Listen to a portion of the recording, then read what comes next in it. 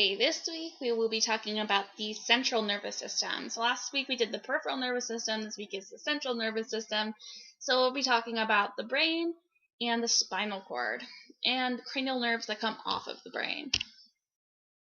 So first let's talk about the different regions of the brain, the main regions. So the major part of the brain is called the cerebrum. It includes all of the lobes of the brain. Below that is the cerebellum. The diencephalon is in the middle somewhere. We'll be able to see it on a different diagram. And then we have the brainstem as well.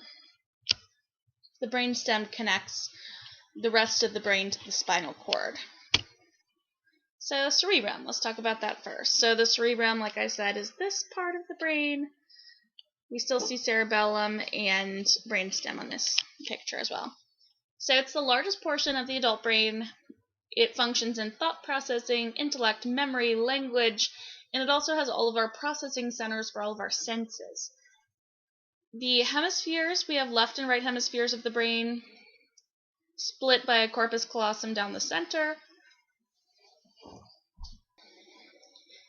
The left and right hemispheres of the brain are not completely symmetrical. There are different functions on either side.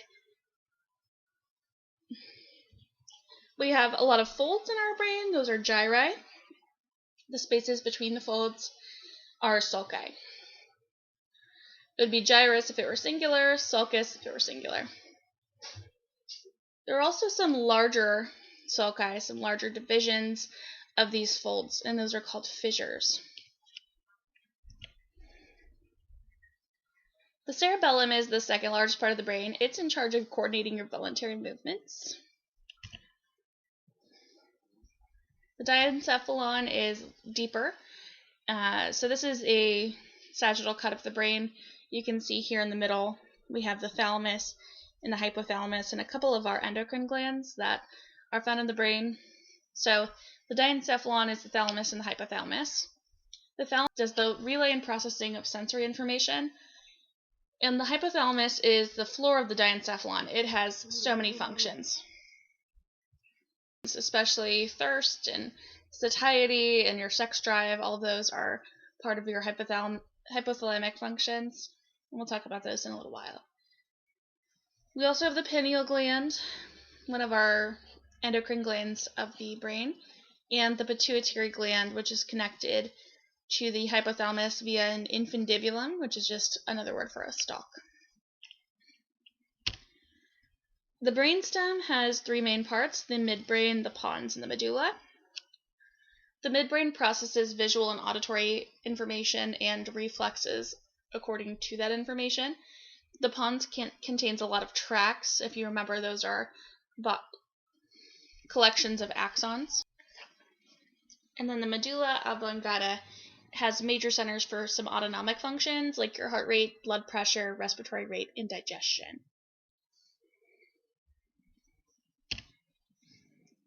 So let's talk a little bit about how the brain develops, the embryology of the brain.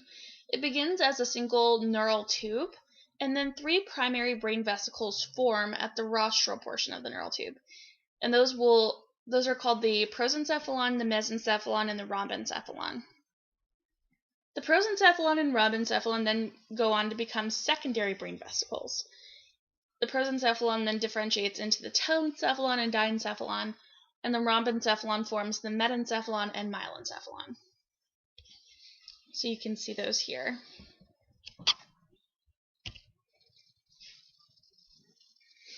It also expands the neural tube to form chambers called ventricles.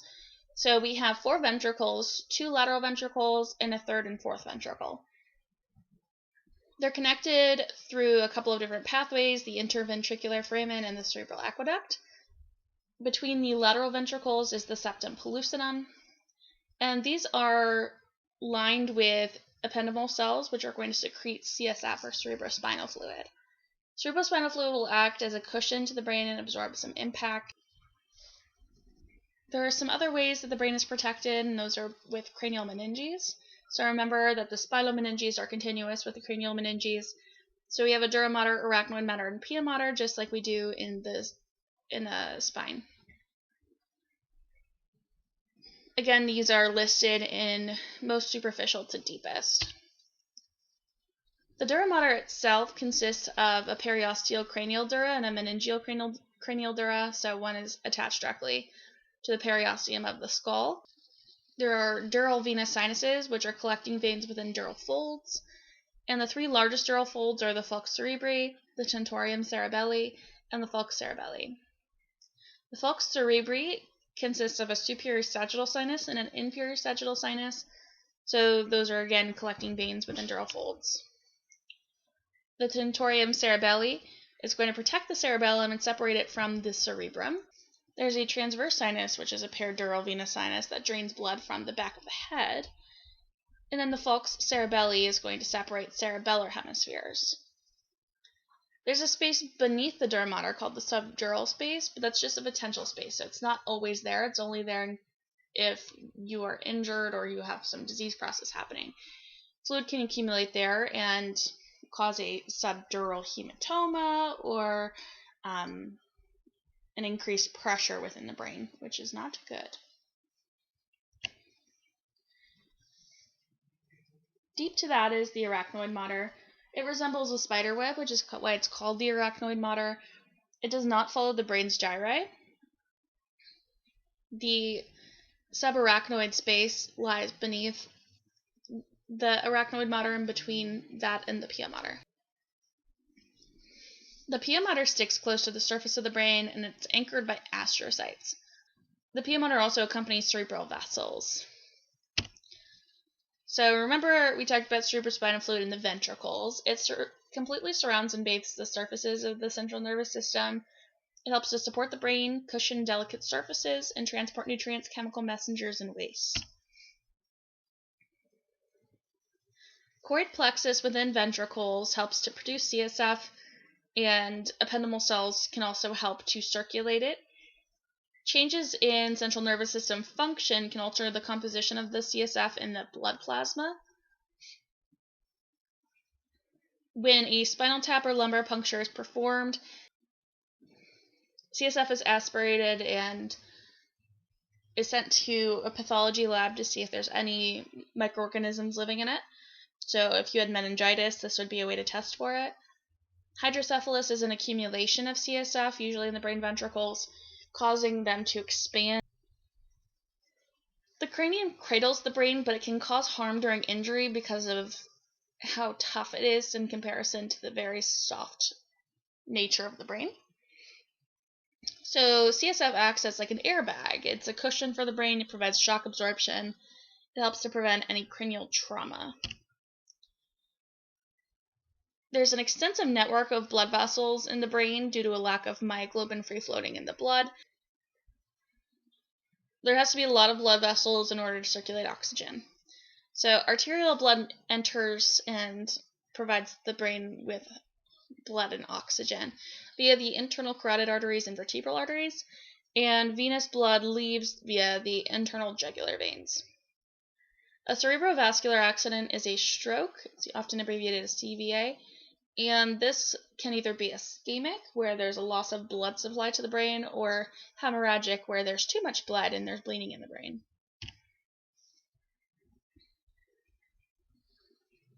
Central nervous system circulation is isolated from general circulation via the blood-brain barrier. The main components of it are astrocytes.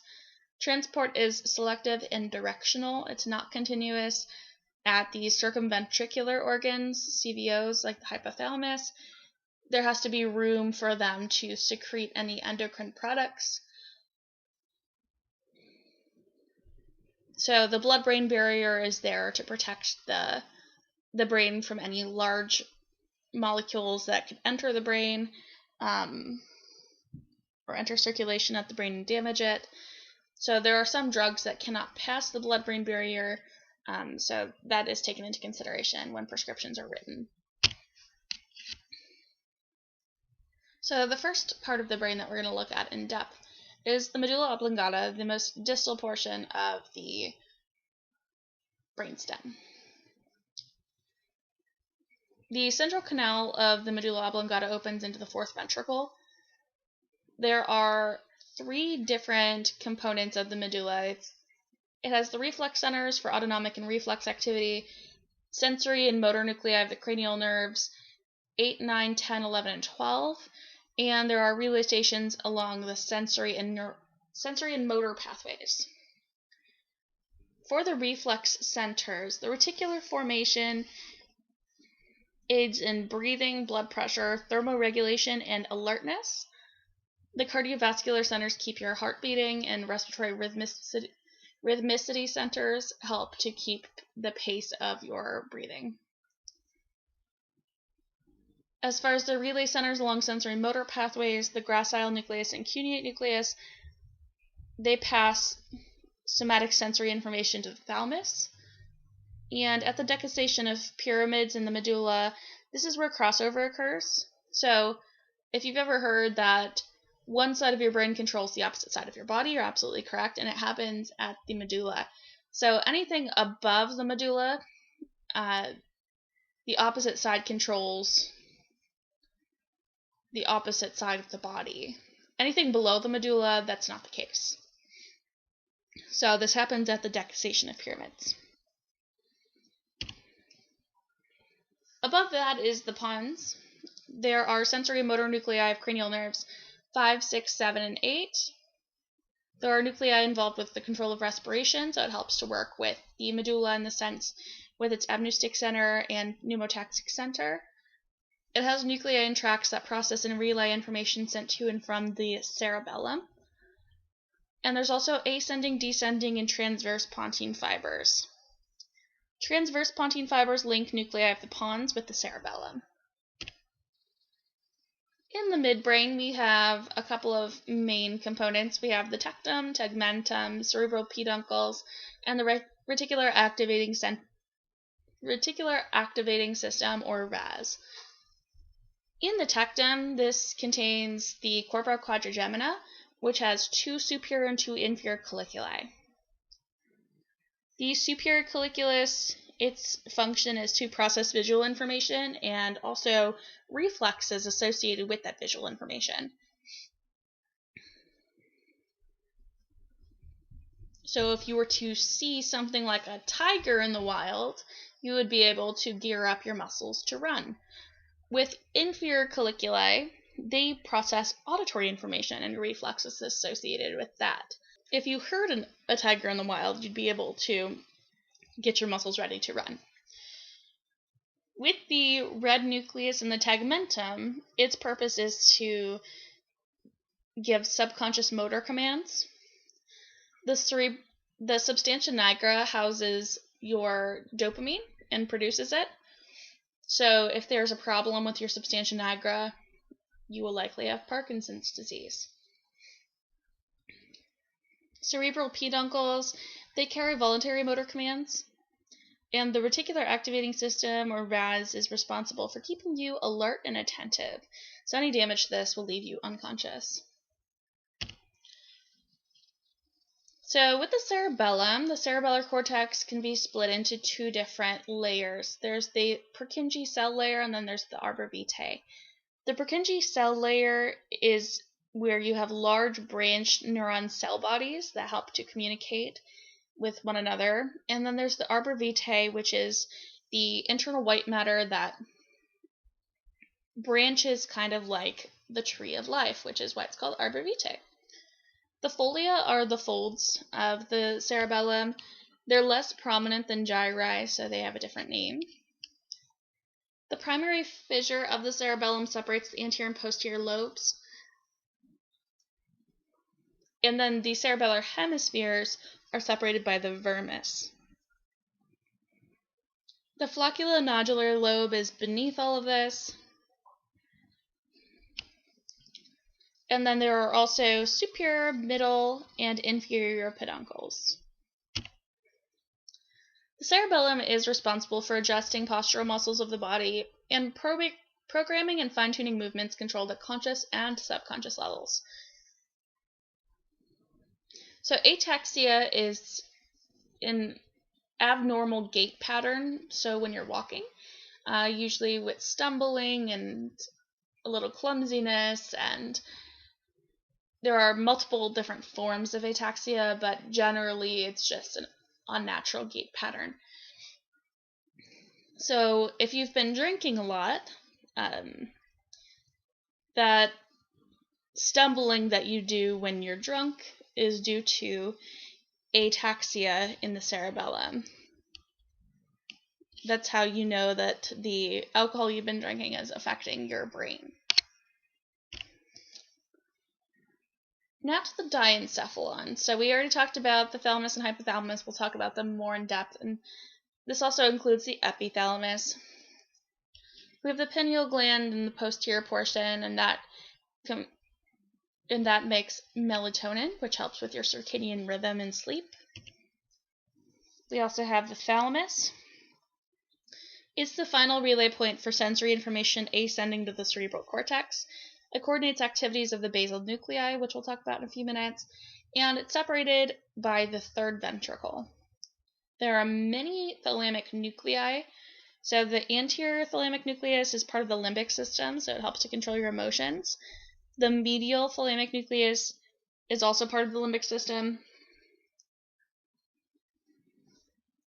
and it helps you make decisions based on your emotions. The ventral thalamic nucleus relays sensory information, as well as the dorsal. The pulvinar is just an expanded region of the dorsal nucleus. The lateral geniculate body receives visual information and relays it to the occipital lobes. And the medial geniculate body receives hearing information and sends it to the parietal lobes.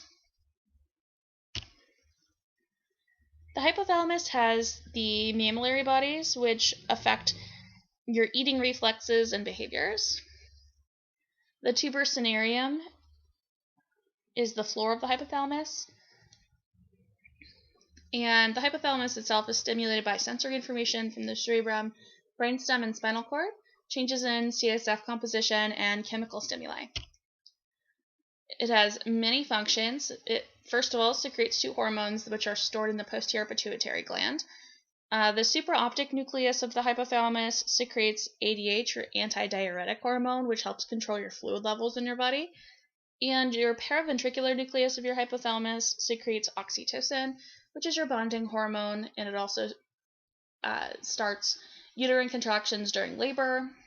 It's released when you're bonding with a partner or with an animal like your dog.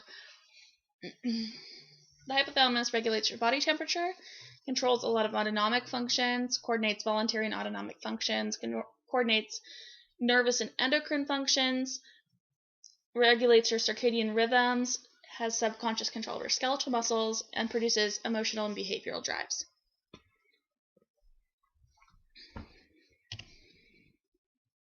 The limbic system is also known as your motivational system, and it establishes your emotional states. It links your cerebral cortex with your brainstem, and it helps to facilitate memory storage and retrieval.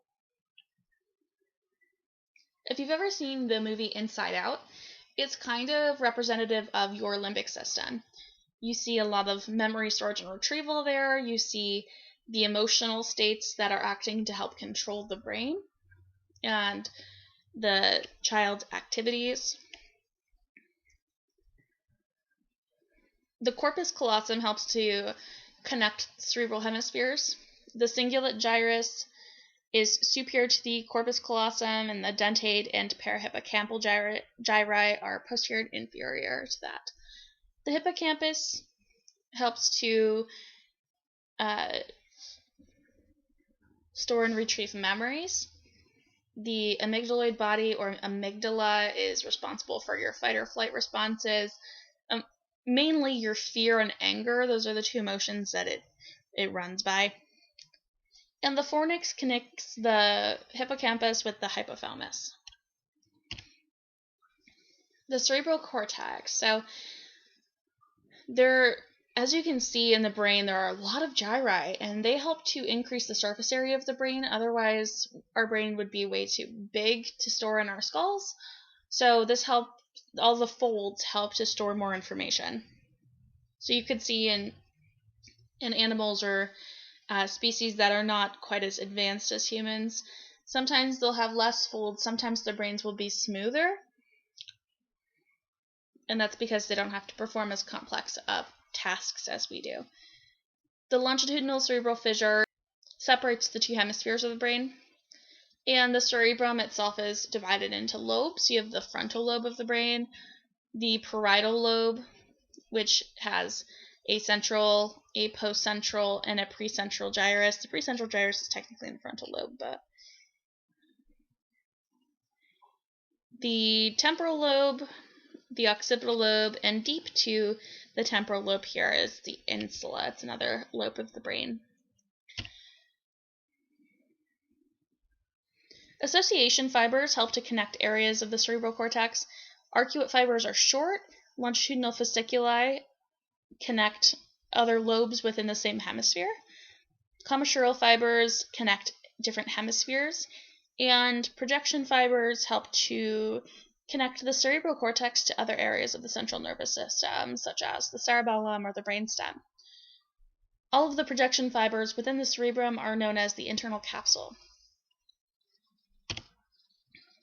Basal nuclei are masses of gray matter that are deep to the floor of the lateral ventricles. They're considered part of the basal ganglia, so if there's a problem with these, that's also implicated with Parkinson's disease. The many different parts of the basal nuclei are the caudate, lentiform, putamen, globus pallidus, and claustrum. The functions of the basal nuclei, they have subconscious control of the skeletal muscle tone, coordination of learned movement patterns, so all of your muscle memory is here, alter your motor commands through a feedback loop, and activity of the basal nuclei is inhibited by dopamine, which is why this is implicated with Parkinson's disease. Somatosensory information is received from the contralateral part of the body. So remember that anything superior to the medulla, it has a crossover effect. So the left hemisphere controls the right half of your body, the right hemisphere controls the left half of your body. The primary motor cortex is within the precentral gyrus, and the cortical neurons there are called pyramidal cells because they look like pyramids. And the primary somatosensory cortex is in the postcentral gyrus. You can find the visual cortex in the occipital lobe of the brain, the auditory and olfactory cortices in the temporal lobe of the brain, and the gustatory cortex in the insula and part of the frontal lobe of the brain.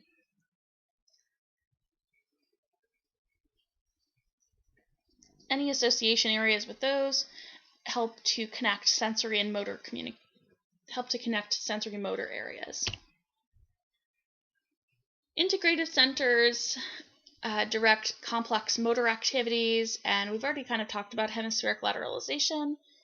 There are different functions for different hemispheres of the brain. They're not completely alike. For example, Broca's area is typically on the left side of the brain in individuals. There are some instances where it's found on the right side. But Broca's area is responsible for your speech production. Wernicke's area is for understanding others' speech. The receptive speech area is an auditory association area, and it adjusts motor commands that are issued by the motor speech area. Any issues with speaking are called aphasias. You can have Wernicke's aphasia, where you have difficulty understanding others, and you can have Broca's aphasia, where you have difficulty forming speech, but there are many other different types of aphasias. The prefrontal cortex coordinates information from cortical association areas.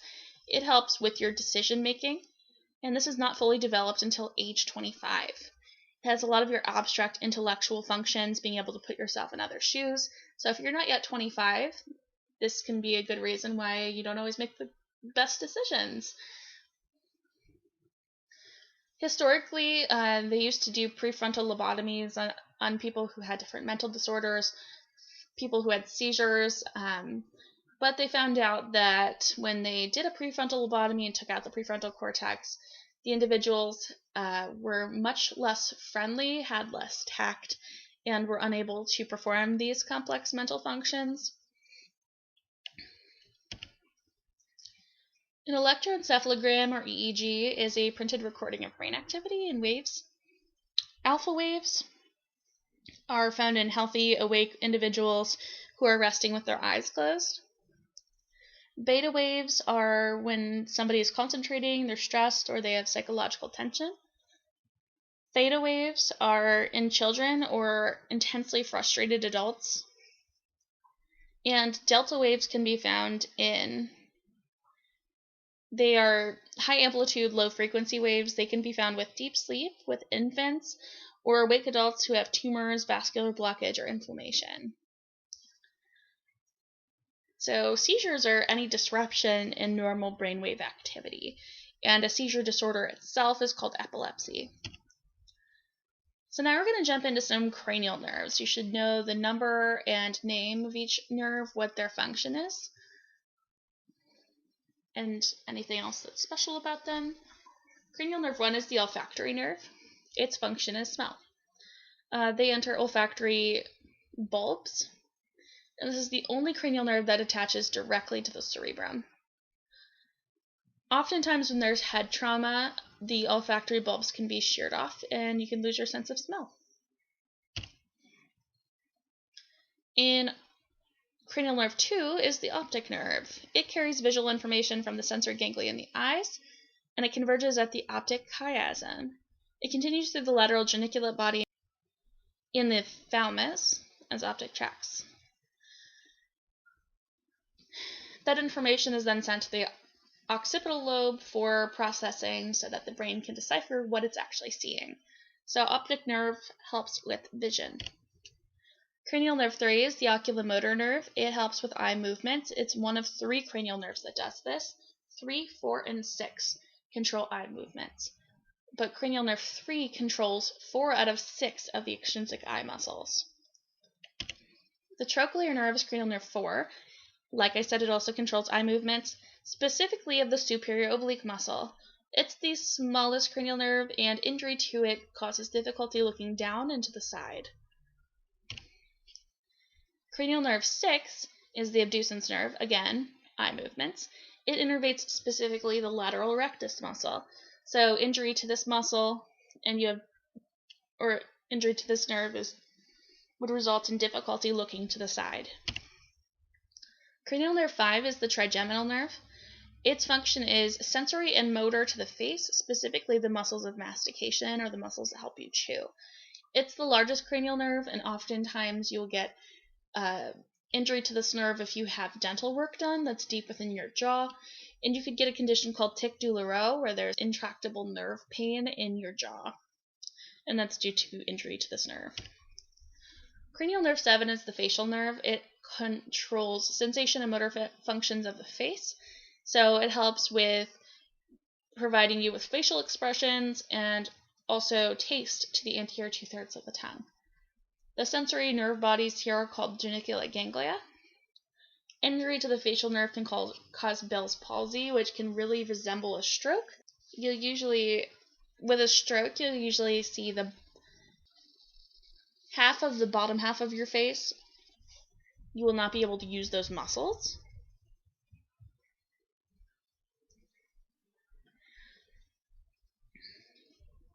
But with Bell's palsy, it would be an entire half of your face if you were to split it sagittally. So with Bell's palsy, you wouldn't be able to raise your eyebrows, but with a stroke, you would be able to. Cranial nerve 8 is the vestibulocochlear nerve, and its function is in balance, equilibrium, and hearing. Cranial nerve 9 is the glossopharyngeal nerve. Its function is taste to the posterior 1/3 of the tongue, and it also innervates the medulla oblongata. Its ganglia are called the superior and inferior ganglia. Cranial nerve 10 is the vagus nerve. It provides sensation of the pharynx, external ear, diaphragm, and viscera, and it also helps control the medulla oblongata. Very important nerve. Cranial nerve 11 is the accessory nerve. It shrugs the shoulders. There's spinal and cranial roots as well as internal and external branches.